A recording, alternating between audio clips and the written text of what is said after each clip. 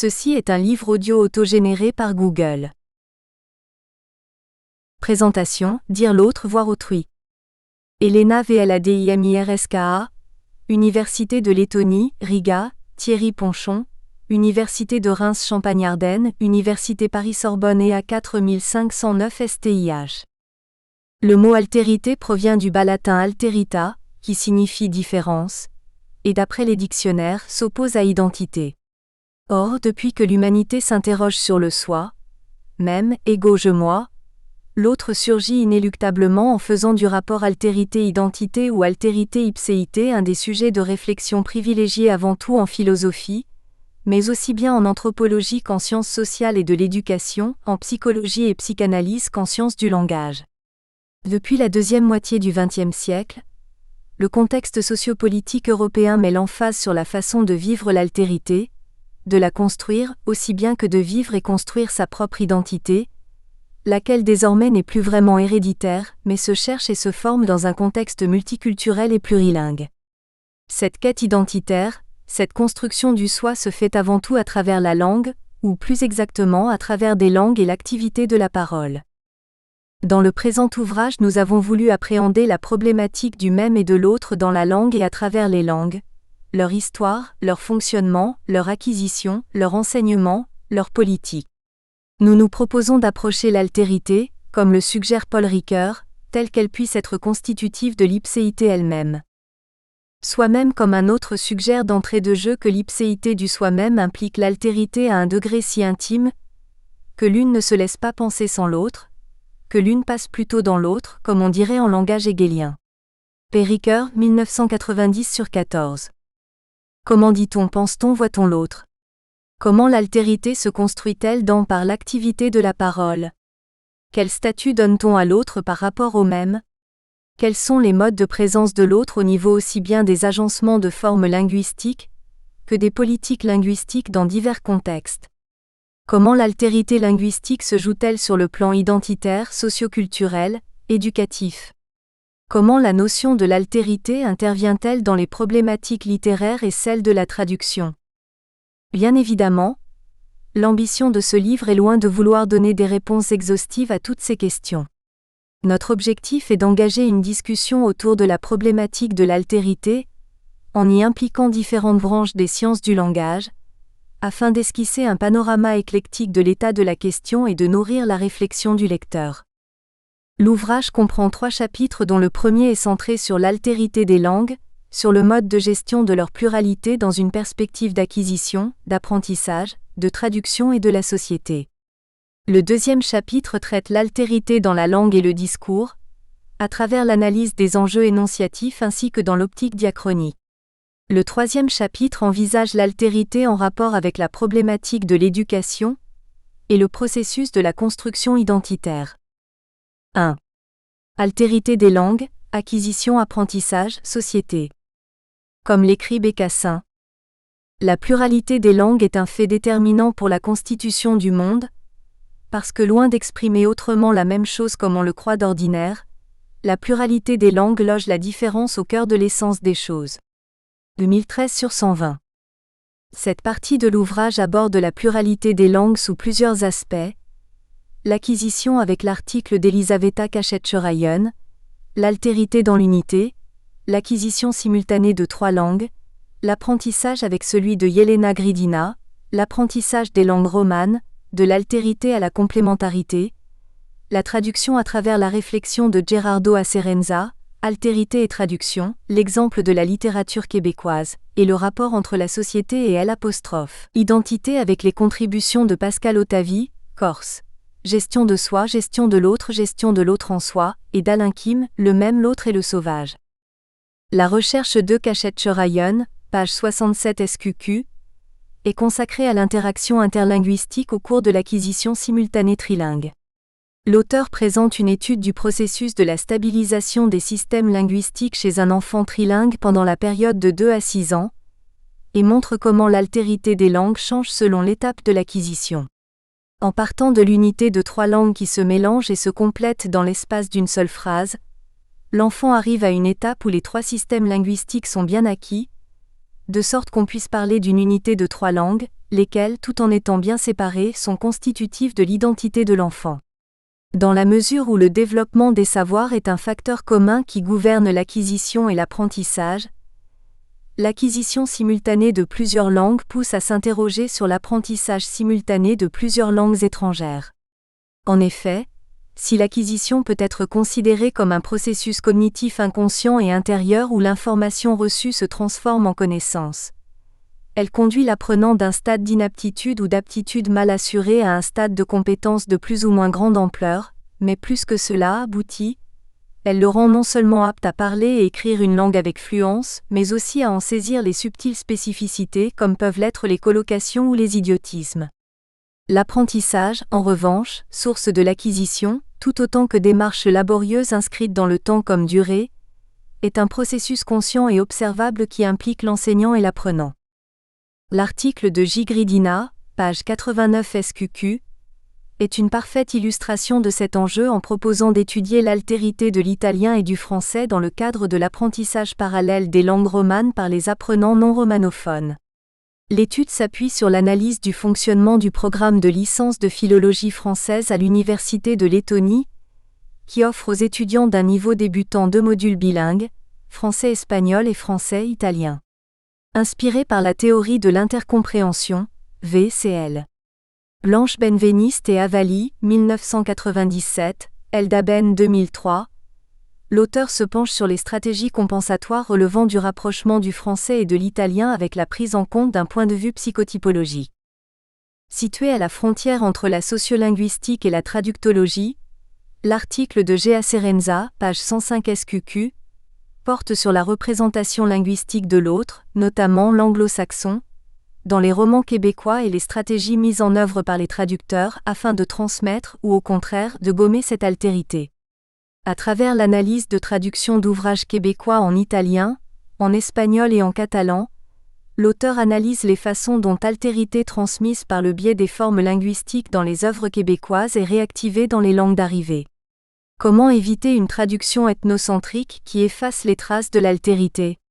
Comment transposer en langue italienne, espagnole ou catalane la problématique identitaire québécoise, l'identité qui se construit par rapport à l'autre ?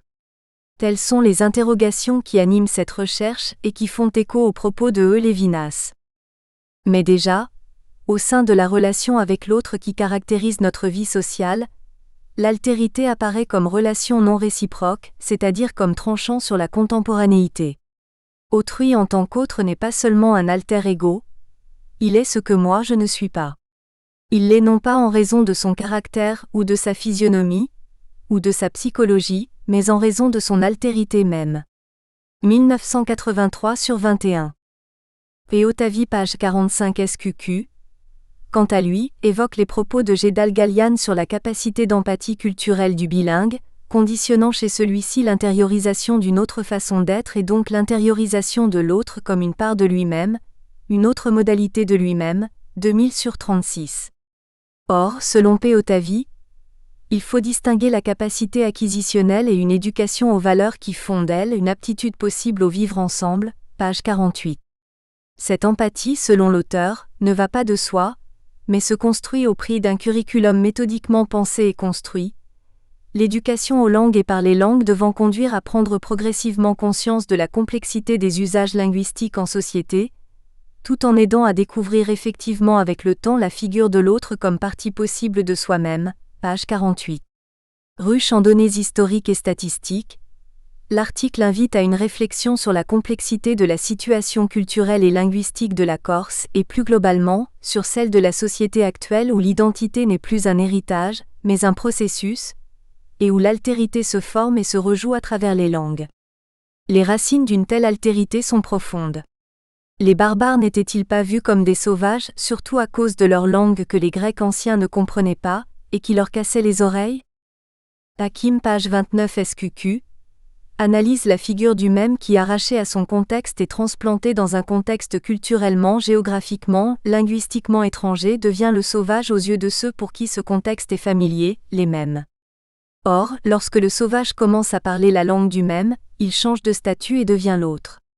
La lingua de Preto, langue de noir, n'est-elle pas restée au XVe-XVIe siècle, le stigmate sociolinguistique des Africains du Portugal, esclaves ou affranchis, devenus autres, pas comme nous mais parmi nous, tout près de nous, jusqu'à ce que leur totale absorption biologique et culturelle leur redonne définitivement l'invisibilité du même, page 33.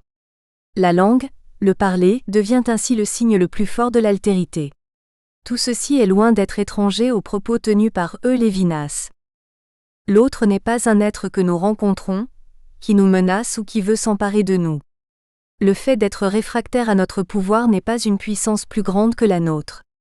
C'est l'altérité qui fait toute sa puissance. Son mystère constitue son altérité. 1983 sur 79-80. 2. Altérité dans la langue, discours, énonciation, diachronie. Le deuxième chapitre de ce livre aborde l'altérité dans la langue elle-même. Elle y est ainsi analysée dans le discours par Élodie Vargas, Le dire autrement et le maintien du même et Pascal Delormas, citation, type et genre de discours, mais aussi du point de vue de ses marqueurs, dans l'acte énonciatif, V.A. Culioli 1987 sur 115-116 par Elena Vladimirska, AOE, marqueur discursif de l'altérité études sémantiques et prosodiques, et en diachronie française, V.C.H.R.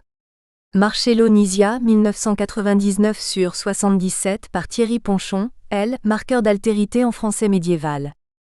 Dans sa contribution, Le dire autrement et le maintien du même, page 127 SQQ, et Vargas se focalise sur l'intention communicationnelle poursuivie par un locuteur, spécialiste en l'occurrence, intention conçue comme une composante essentielle de la force illocutoire, en ce sens qu'elle détermine la direction d'ajustement.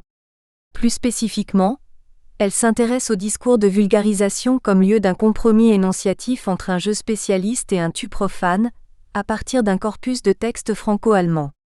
Or, tout l'enjeu pour le spécialiste vulgarisateur est de dire une vérité scientifique, mais en l'adaptant en fonction des aptitudes cognitives du récepteur, enfant, adolescent, adulte profane et adulte initié ici, en somme, de ne pas trahir le sens, tout en modifiant l'identité sémantique des mots jugés trop scientifiques ou techniques.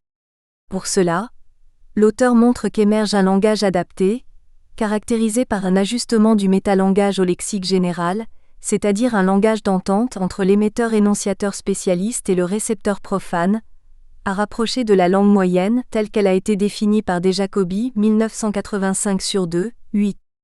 Il s'agit dès lors d'une analyse de la dialectique entre la volonté de rendre l'exactitude du fait scientifique et son adaptation à l'autre, ce qui suppose d'être capable de se mettre à sa place, d'être cet autre à qui est destiné le discours. Et Vargas montre aussi qu'il existe essentiellement deux médias pour permettre au spécialiste d'adapter son discours scientifique afin de faire accéder le profane à son entité. La narration teintée de réalisme, essentiellement utilisée pour les enfants, et plus universellement, l'analogie par comparaison et métaphore à partir de phénomènes connus à laquelle s'adjoint l'apostrophe. Illustration sous toutes ses formes, sinon approximatives, V. De Jacobi 1986 sur 25a, du moins adapté, L. Novelli 2011 sur 161. Dans la mesure où les termes scientifiques, jugés abscons par le commun des mortels, V. entre autres, ch. Valli 1921 sur 117-121, ont une forte tendance à être monosémiques et ne peuvent que respecter des critères d'objectivité, de rigueur et d'universalité, le vulgarisateur expert use, selon l'auteur, de différentes stratégies dans la reformulation qu'il propose, V. Agi Petrov 1984, comme la dénomination synonymique adaptée, anté ou postposée, confère. À Picton, 2014, ou l'explication périphrastique plus ou moins approximative. Par ailleurs, elle établit que le processus même de vulgarisation est lié au support de communication. Elle montre en effet que l'ordre discours scientifique-discours adapté est privilégié dans les émissions de vulgarisation scientifique, alors que c'est l'inverse dans les ouvrages. À partir d'une analyse comparée du fonctionnement de l'allemand et du français, elle s'intéresse à la suite à l'altérité sémantique interne aux reformulations intratextuelles, pour mettre en lumière le fait que les identités sémantiques sont rares, au point qu'elle confirme l'existence d'un lien étroit et indéfectible entre altérité et altération. Enfin, au moyen d'exemples choisis, Elle analyse les degrés d'adaptation liés à la prise en considération du profane par le vulgarisateur, comme les explicitations transparentes ou l'emploi de tournures spécifiques dans certains types de reformulations destinées à des publics non matures.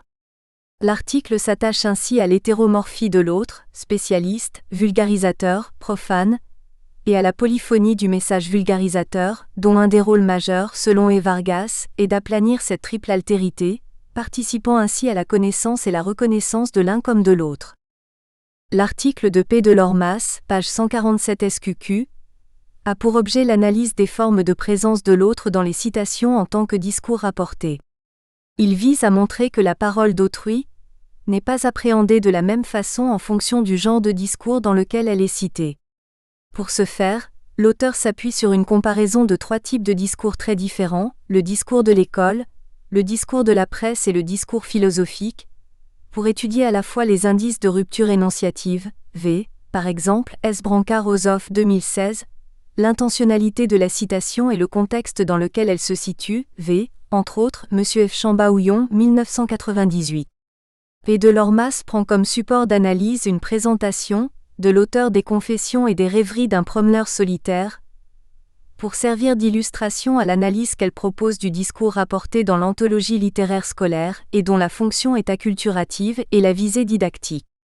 Elle montre qu'il se caractérise par la superposition ou l'imbrication de plusieurs niveaux d'énonciation. Celui de l'auteur littéraire cité, celui de l'éditeur du manuel à travers les commentaires érudits qu'il en fait, celui de la pensée commune et celui de l'éditeur en tant que didacticien. En revanche, dans le discours de presse, du moins dans celui choisi à fonction éminemment testimoniale, un magazine féminin destiné aux femmes atteintes de tumeurs malignes ou l'ayant été, la citation possède une fonction tout autre, puisque tantôt elle sert de conseil au lecteur, tantôt elle appartient au domaine de la vulgarisation scientifique, tantôt elle est à la fois le partage d'une expérience et une catharsis. Quant à la parole rapportée dans le discours philosophique, elle présente un aspect bien différent et très spécifique, comme il est explicité à partir du texte Éperon de P. Derrida. En effet, sa fonction est de permettre à l'énonciateur, lorsqu'il cite un auteur de référence, de s'appuyer sur l'histoire et d'en être un représentant, V.L. Perrin 2003/64, autant que de légitimer sa propre pensée et d'aspirer à inscrire ses dires dans l'histoire. En s'appuyant sur les concepts développés par Arabatel 2012, l'auteur met dès lors en lumière 3 aspects distincts de la relation énonciative. Ainsi, les modalités de la prise en charge de la parole d'autrui se caractérisent par l'existence d'une sous-énonciation dans le discours scolaire, d'une surénonciation dans le discours de presse et enfin, d'une coénonciation dans le discours philosophique. L'autre est à la fois semblable et différent. Les mots dont on dispose pour le nommer sont nombreux dans toutes les langues, voire communs à celle-ci, ce qui corrobore le postulat du primitif sémantique, A. Wierzbicka 1993/17, B. Peters 2006/16, V. aussi Ecoseriou 1999.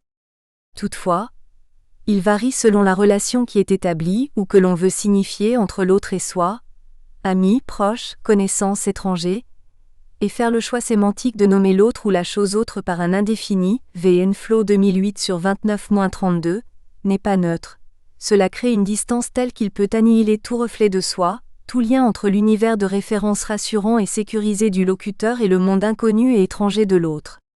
Exprimer ainsi une idée qualitativement ou quantitativement vague de ressemblance ou de dissemblance va jusqu'à marquer chez le locuteur une différence par une supériorité ressentie, et par là, un manque d'intérêt porté à l'être ou la chose envisagée.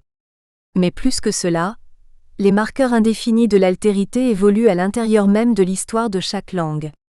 Si certains se perpétuent, d'autres changent de sens ou d'environnement syntaxique, v. par exemple, Ensar 2003, voire disparaissent. C'est le sujet de l'article de Th. Ponchon, page 185 SQQ, où est proposée une analyse sémantico-syntaxique du marqueur d'altérité L en français médiéval. Ce pronom adverbial indéfini, certes peu courant, est néanmoins bien présent, comme en témoignent les 300 occurrences que l'auteur a relevées, durant une période s'échelonnant du Xe au XVe siècle, dans plusieurs bases électroniques de données. L'article fait état de la grande fréquence de certaines tournures. En tant que pronom indéfini, ce n'est pas tant qu'il se retrouve aussi bien en régime direct qu'indirect avec un verbe à la forme affirmative autant que négative qui interpelle, que la nature même des verbes, comme care ou penser. Si autour de lui se cristallisent certaines locutions verbales, comme ne vouloir à elle entendre ou ne aller elle quérant, l'auteur montre qu'il se retrouve surtout dans des locutions pronominales indéfinies, qu'elles soient contrastives, un et elle, extensives, n et elle, corrélatives, elle que oméga ou unipersonnelles, ni à elle, et qu'il peut aussi atteindre le statut d'adverbe, notamment dans l'expression par elle. Qui plus est, l'auteur établit clairement que elle comme substantif est tout à fait exceptionnel et inexistant comme adjectif.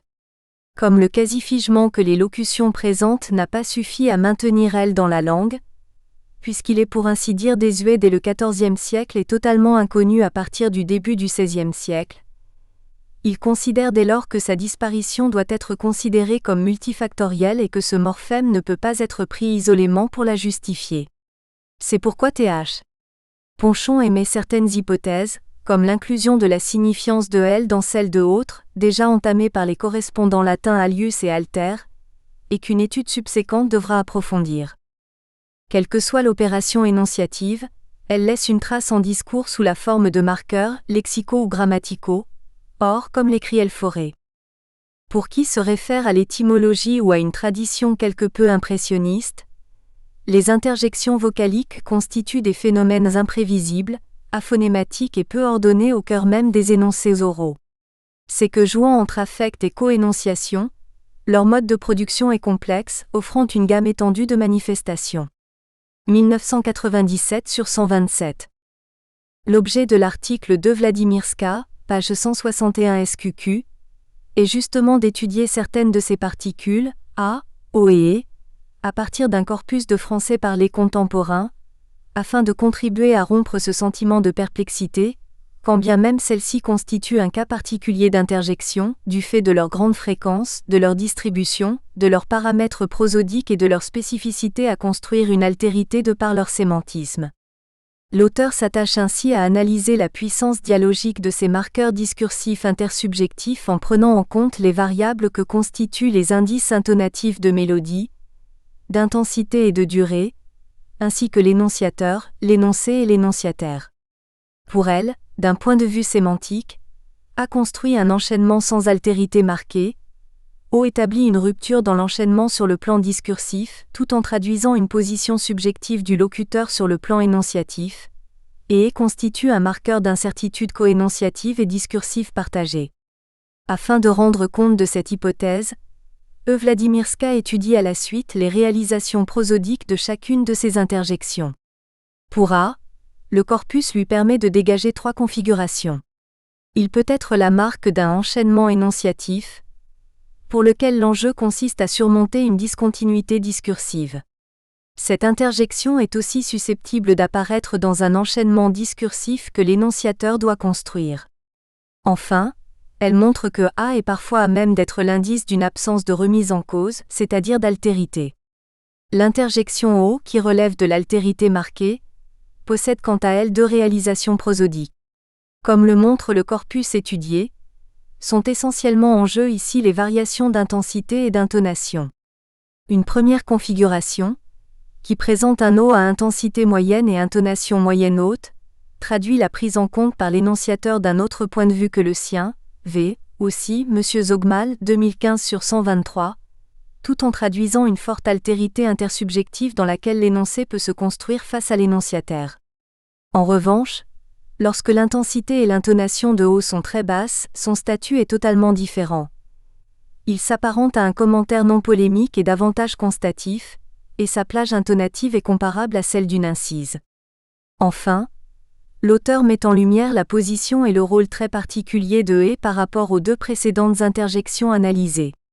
En effet, outre certaines difficultés de repérage phonématique, de risque paronymique, avec E, voire 1, sa combinatoire est différente par rapport à A et O. Mais plus que cela, Vladimirska montre qu'employée avec une intonation et une intensité moyenne et neutre, et ne manifeste pas de variation prosodique, parce qu'elle est la marque d'un consensus coénonciatif dans un espace intersubjectif partagé servant souvent à relancer le récit. Ainsi, cette mise en lumière de certaines facettes de l'altérité dans la langue et de la complexité que revêt ce concept en langue fait écho dans une certaine mesure aux propos de Lévinas. Le langage s'évade. Il se désintéresse de la relation d'objet pour passer sur l'autre bord. Même quand il garde le silence, le discours préserve sa transcendance. Il est tout autre, absolument autre. 1971 sur 212. 3. Altérité et communication. Éducation, identité, pluralité. Dans un dactylogramme sur la voix de son maître, intitulé « Le discours ne doit pas être pris comme ». M. Foucault écrivait en 1976 que « Le discours ne doit pas être pris comme l'ensemble des choses qu'on dit, ni comme la manière de les dire. Il est tout autant dans ce qu'on ne dit pas, ou qui se marque par des gestes, des attitudes, des manières d'être, des schémas de comportement, des aménagements spatiaux. Le discours, c'est l'ensemble des significations contraintes et contraignantes qui passent à travers les rapports sociaux. 1994 sur 123-124. C'est donc à travers les rapports sociaux, et plus précisément à travers les espaces didactiques qu'est appréhendée l'altérité dans le 3e chapitre. Anne-Sophie Calinon et Virginie Lethier, page 269 SQQ, examinent les caractéristiques de la relation interpersonnelle entre les étudiants et les enseignants via le courriel, tout en comparant les comportements communicationnels des étudiants natifs et internationaux. En effet, en tant que forme hybride entre l'écrit et l'oral, ce moyen de communication semble ne pas obéir à des codes communicatifs traditionnels et contribue à une remise en question des formes d'altérité intersujets établies dans un milieu universitaire. Olga Ozolina, page 251 SQQ, se penche sur la diversité culturelle et linguistique constitutive du contexte éducatif actuel.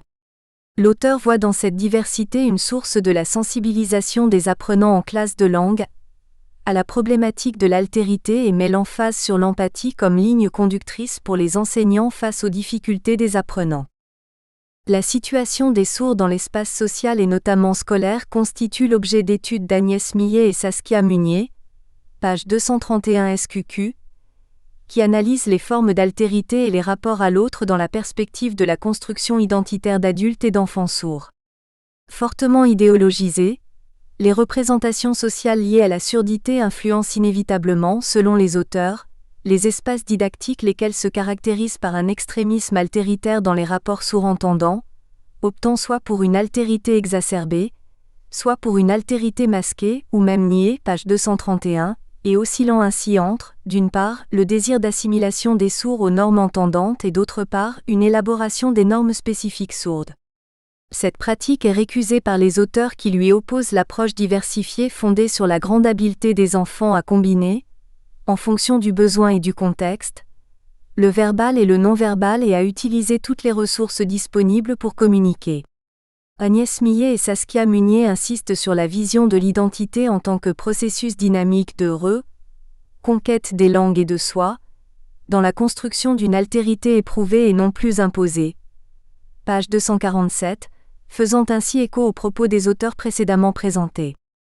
Disons, en conclusion de cette présentation, que le présent ouvrage, abordant la problématique de l'altérité sous différents angles et dans différentes perspectives, est par ailleurs le fruit d'une rencontre de chercheurs francophones venant aussi bien des universités de France que de celles de Lettonie, d'Italie et de Norvège. Il présente un événement où l'altérité est convoquée non seulement en tant que thème, mais aussi, et surtout comme élément constitutif essentiel. Je ne saurais parler d'autrui, en faire un thème, le dire comme objet, à l'accusatif. Je puis seulement, je dois seulement parler à autrui, l'appeler au vocatif qui n'est pas une catégorie, un cas de la parole, mais le surgissement, l'élévation même de la parole. Il faut que les catégories manquent pour qu'autrui ne soit pas manqué. J. Derrida 1967 sur 152. Référence bibliographique. Auger, Monsieur 1994. Le sens des autres. Paris Fayard. Bali, Ch. 1921.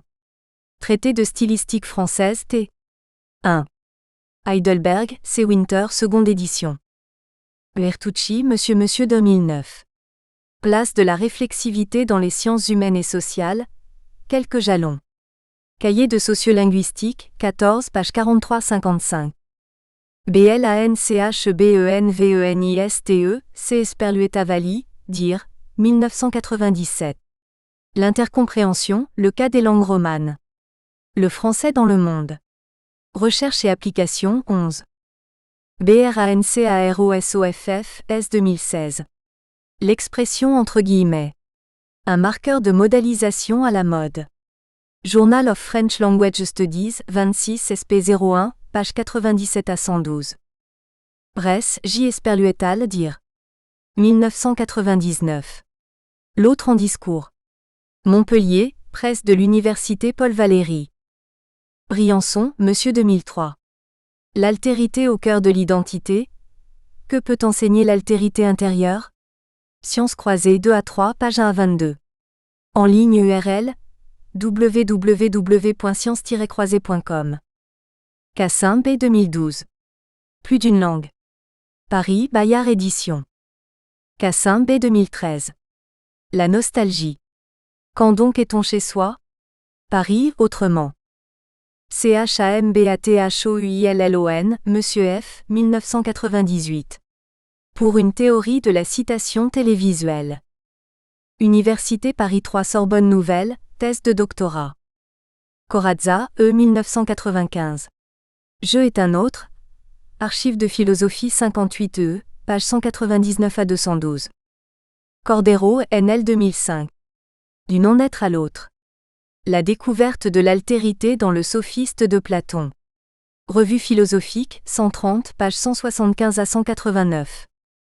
COSERIU, E 1999. 10 thèses à propos de l'essence du langage et du signifié. Texte inédit adressé aux congressistes. Colloque international Perception du monde et perception du langage. Strasbourg, 7 au 10 octobre 1999. Culioli, à 1987. Forme schématique et domaine.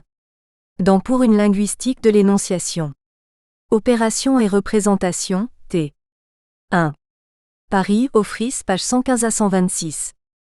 Daben, L 2003. De Galatea à Galanette, un itinéraire de recherche. L'idylle 28, page 23 à 29. DALGALIAN, G 2000. Enfance plurilingue. Témoignage pour une éducation bilingue et plurilingue. Paris, l'Harmattan. Daveluy, Monsieur Esperlueta L.J. Doré, 2009. À la périphérie du centre. Les limites de l'hégémonie en anthropologie. Montréal, Libère. Derrida, J. 1967. L'écriture et la différence. Paris, Édition du Seuil. Derrida, J. 2005. Apprendre à vivre enfin. Entretien avec Jean Birnbaum. Paris, Galilée. Forêt, L. 1997. Les interjections à l'oral.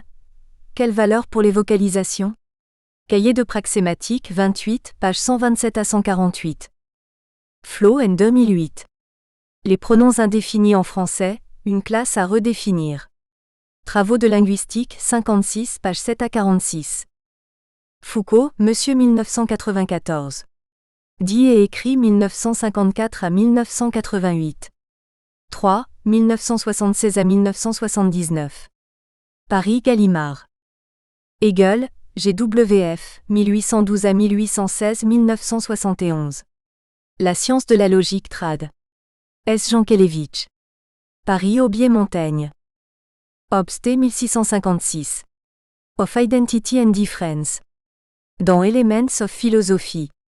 Written in Latin and now translated into English. London, Andrew Crook, page 97 à 101. En ligne. URL. http://www.baroblik-ibo-a4398.001.001.1.001.1.2.7.6. rgn = div2. Full text. Jacobi dès 1985. Sémiotique du discours de vulgarisation scientifique. Semen 2. En ligne URL. http://semen.revue.org/4291. Jacobi dès 1986. Diffusion et vulgarisation. Itinéraire du texte scientifique. Paris, Les Belles Lettres. Jodelet dès 2005. Forme et figure de l'altérité. Dans Monsieur Sanchez Maza et El Licata dire, l'autre, regards psychosociaux. Grenoble, Pug, page 23-47. Le Terre T 1996. L'autre comme catégorie philosophique. Remarque sur les fondements métaphysiques et logiques de l'altérité. Dans Bébadi et Monsieur Sadoun dire, l'autre. Paris, Presse de la Fondation nationale des sciences politiques, page 67-83. Lévinas, E 1971. Totalité et infini, essai sur l'extériorité. Paris, livre de poche. Lévinas, E 1983. Le temps et l'autre. Paris, PUF. Maker, W 2007. Identity Difference and Logic of Otherness. Dans Pettigrew, ed. Identity and Difference. Albany, NY, State University of New York Press, page 15-30. Marchelllonizia, CHR, 1999. Le français en diachronie. Paris, Offris. Nicoletti à 2006. Les figures de l'altérité et les figures de l'être dans la pensée, d'Emmanuel Lévinas. Université Paris-Sorbonne, thèse de doctorat. Novelli, L. 2011. Si Archimède parle chinois et Galilée arabe. Dans Delondei et M. Galari-Gali dire, traduire les savoirs. Berne, Peter Lang, page 157-164. Peters, B. 2006. Semantic Prime and Universal Grammar. Amsterdam, Philadelphia, Benjamin. Perrin, L. 2003. Citation, opacité, point de vue. Dans Monsieur Olson, Red, Polyphonie linguistique et littéraire. Linguistische littéraire polyphonie. Document de travail Arbegides Papyré, 7, page 63-93. PE accent aigu TROFF, AJ, 1984. Sémiologie de la reformulation dans le discours scientifique et technique. Langue française, 64, page 53-67. Picton, A 2014. Métalangage et sentiment linguistique des experts. Le discours et la langue, 6.1, page 77-89. Platon, plus ou moins 360 1969. Le sophiste Rad. E. Chambry. Paris, Garnier-Flammarion. Rabatel, A 2012. Position, positionnement et posture de l'énonciateur. Travaux neuchâtelois de linguistique, 56, page 23-42. Ricoeur, P. 1990. Soi-même comme un autre. Paris, Édition du Seuil. Sarr, N. 2003. Diachronie des pronoms indéfinis à base nominale du moyen français classique. Les rémanences d'un emploi nominal à travers un emploi pronominal. Revue de linguistique romane 67, page 117-136. SAURWEINSPINOLA, S 2000. La représentation critique du discours de l'autre, le questionnement oppositif. Münster, Lee. WIERZBICKA, A. 1993. La quête des primitifs sémantiques. Langue française 98.1, page 9-23. ZOGMAL, Monsieur 2015. Les processus d'observation et de catégorisation des enfants comme outil de travail dans les pratiques professionnelles des éducatrices et éducateurs de l'enfance. Université de Genève, thèse de doctorat.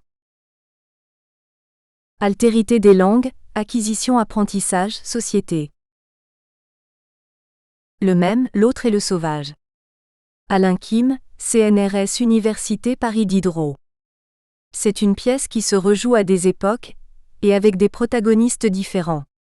L'une de ses réalisations parmi les plus exemplaires et les moins connues se situe à la Renaissance.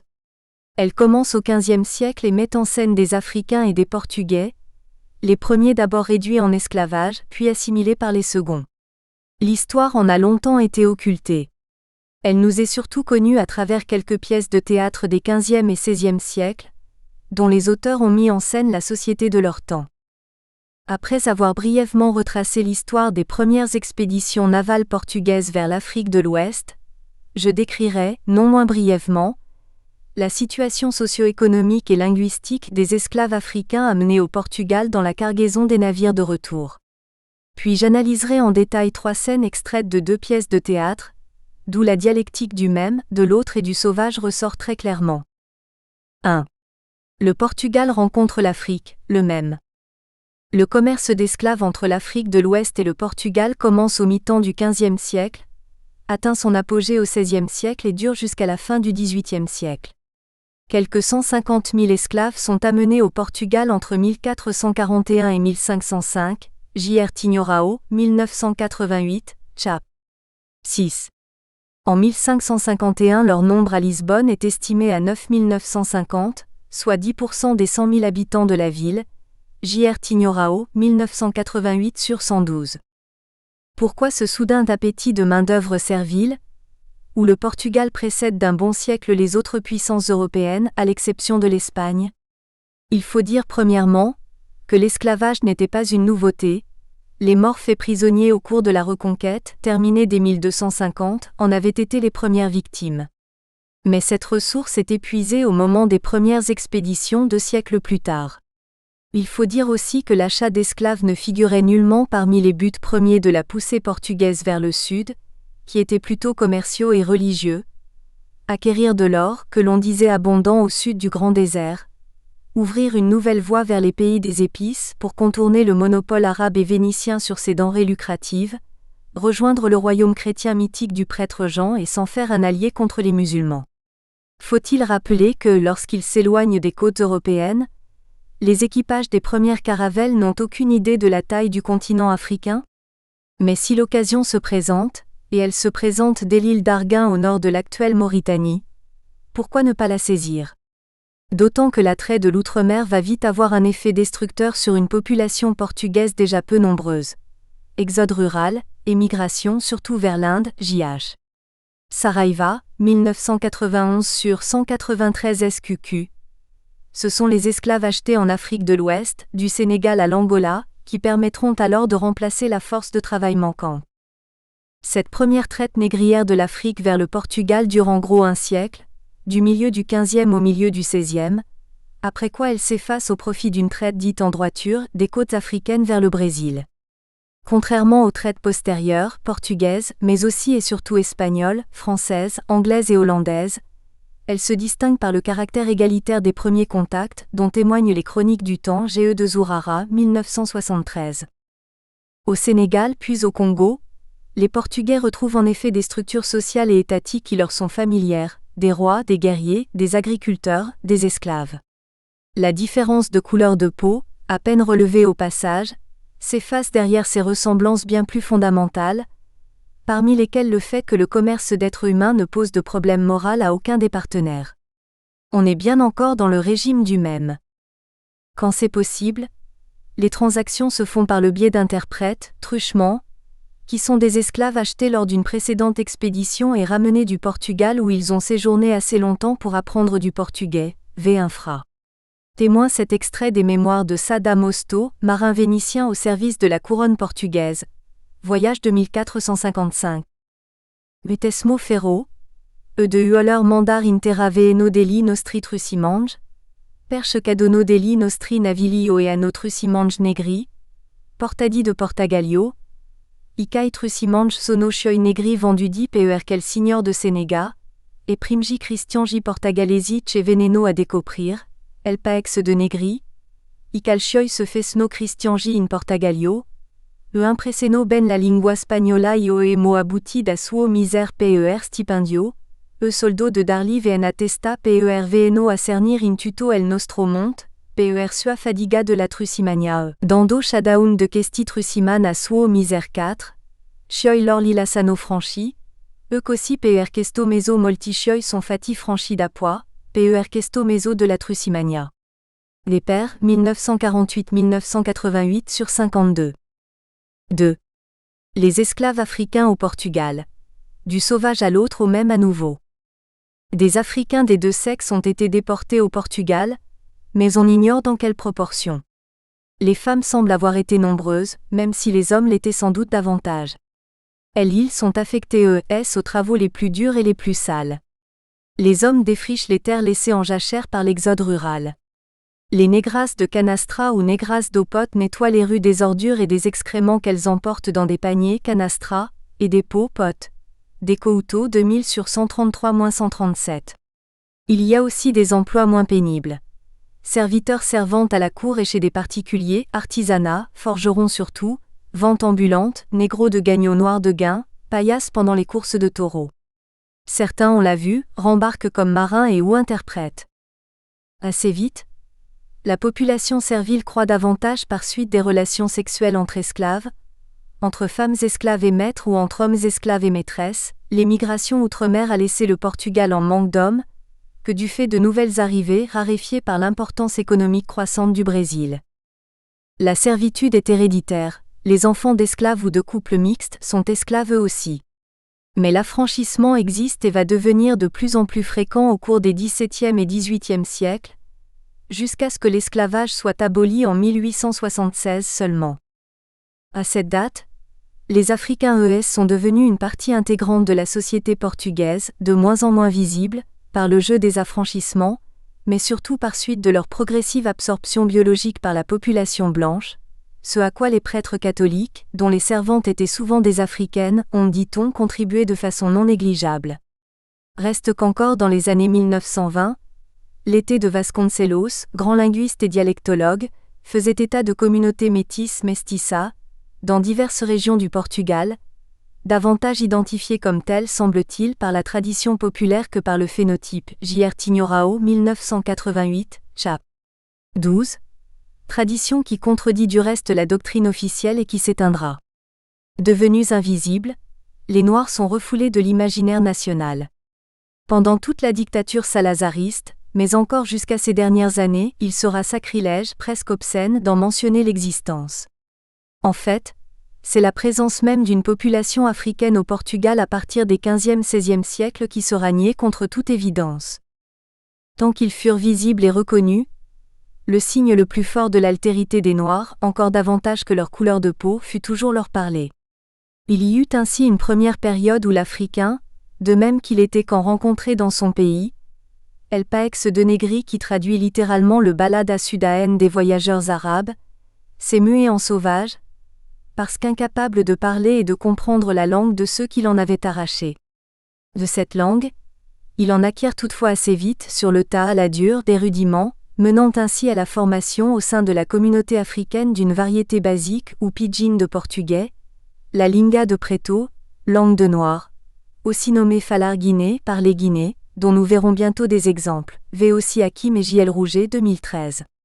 C'est elle qui va être pour plus de 2 siècles le marqueur, au sens labovin, et le stigmate sociolinguistique des Africains du Portugal, esclaves ou affranchis, devenus autres, pas comme nous mais parmi nous, tout près de nous, jusqu'à ce que leur totale absorption biologique et culturelle leur redonne définitivement l'invisibilité du même, ou plutôt de l'autre fort clos. 3. La langue des Africains du Portugal, source et caractéristiques. Les Africains du Portugal à l'époque des grandes découvertes et leur linga de Preto, LP, sont connus essentiellement grâce au théâtre du temps, en particulier les comédies de Gil Vicente 1465-1536 et d'Antonio Ribeiro di Chiado 1520-1591, V. Pétessier 1959, C. Berardinelli et Herménégaz 1994. La toute première attestation date de 1455, Pétessier 1959 sur 228, ou 1471, J.R. Tinhorao 1988 sur 223.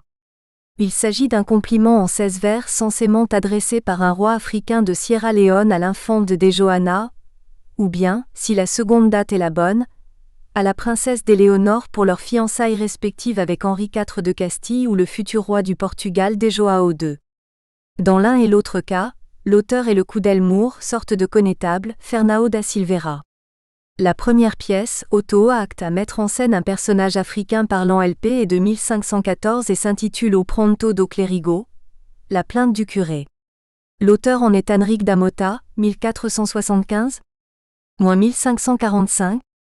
Les passages en LP couvrent 16 vers. Mais la source la plus abondante est le théâtre du plus grand dramaturge portugais de la Renaissance, et peut-être jusqu'à nos jours, Gil Vicente 1465-1536. Les pièces contenant des passages en LP sont les suivantes, Pétessier 1959 sur 227-250. Afragoa d'Amor, La Forge d'amour, 1524, 86 vers. Anao d'Amores, La Nef des Amours, 1527, 52 vers. Au clérigo da Beira, Le curé de la Beira, 1529 ou 1530, 160 vers. À Floresta d'Anganos, La forêt des tromperies, 1536, 7 vers. Vient ensuite le théâtre d'Antonio Ribeiro di Chiado, 1520 -1591, avec 2 pièces, Pratica de Oito Figura, conversation entre 8 personnages.